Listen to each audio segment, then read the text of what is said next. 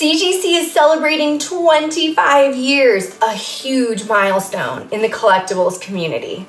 Hi, I'm Brittany McManus, Vice President of Autographs. As we reflect on our illustrious history, one of our standout achievements is the creation of the Signature Series program, which I am honored to currently lead. The Signature Series program is an integral part of CGC as it protects the signatures that are on your collectibles.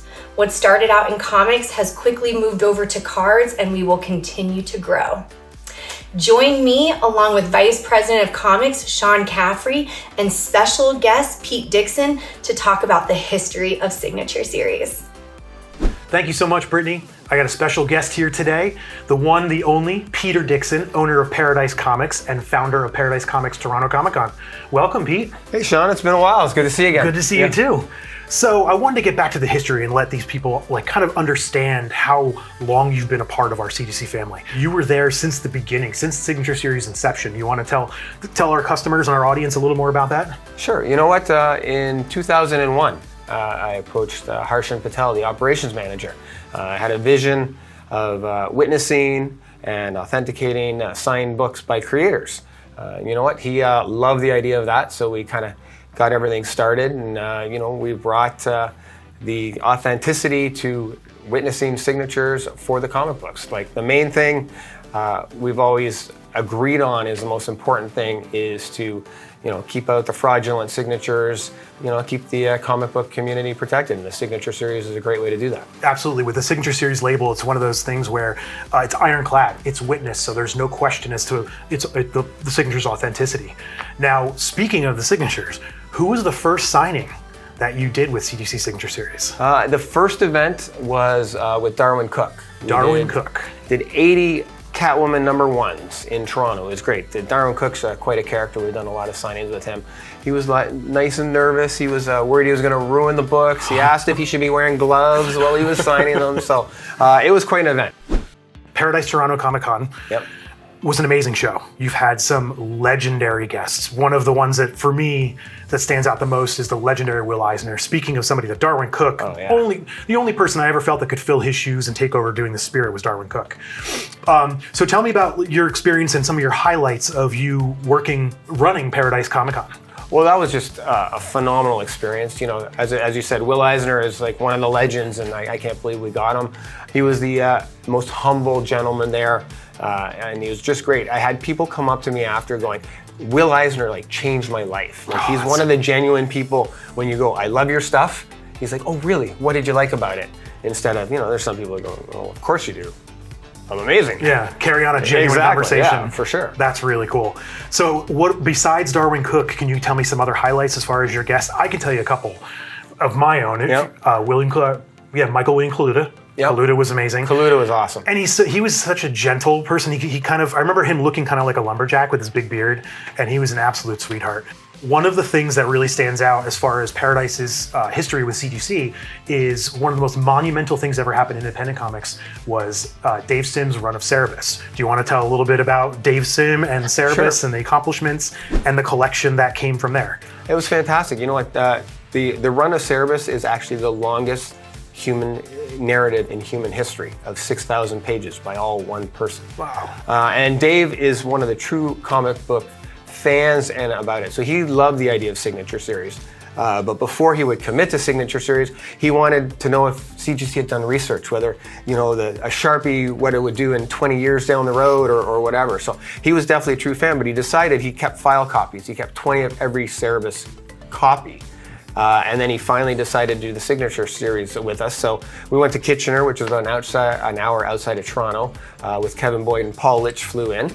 And Dave signed 2,700 books that day for the Signature Series, from Cerebus 1 up to 135.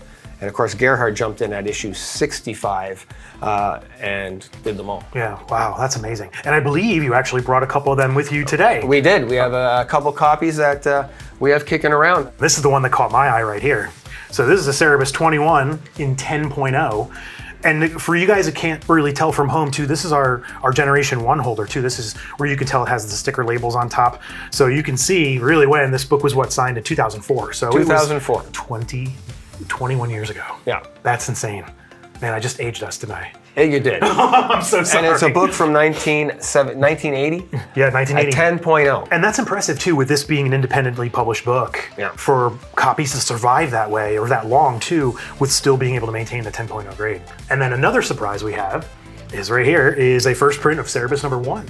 9.2, and this is, again, one of Dave's personal file copies, the ones that he signed. Just the general collection on the whole was so high grade. They were just primo mint copies. That's fantastic, yeah. It's just unbelievable. And not to mention, probably one of the coolest experiences was just getting to hang out with the man just in general, right? Oh, he is. He's definitely, you know what? I envy him. He only owns one key. He definitely just loves doing the comic books and whatever else, and just loves the history of comics and stuff.